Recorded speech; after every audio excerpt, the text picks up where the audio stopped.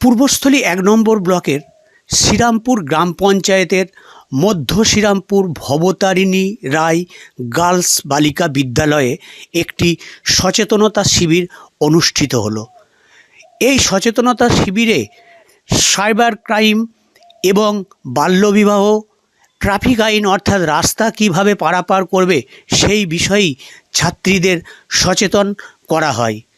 নাদনঘাট থানার পক্ষ থেকে এই শিবিরের আয়োজন করা হয়েছিল।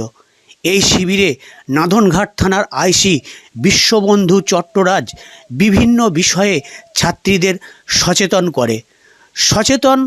করে কিভাবে বাল্যবিবাহ বন্ধ করতে হবে এবং রাস্তা পারাপার কিভাবে করতে হবে, সাইবার ক্রাইম অর্থাৎ ফেসবুক, হোয়াটসঅ্যাপ সহ বিভিন্ন সোশ্যাল মিডিয়ায় তাদের কিভাবে ব্যবহার করতে হবে সেই সম্বন্ধেই সচেতন করা হয় এই শিবিরে।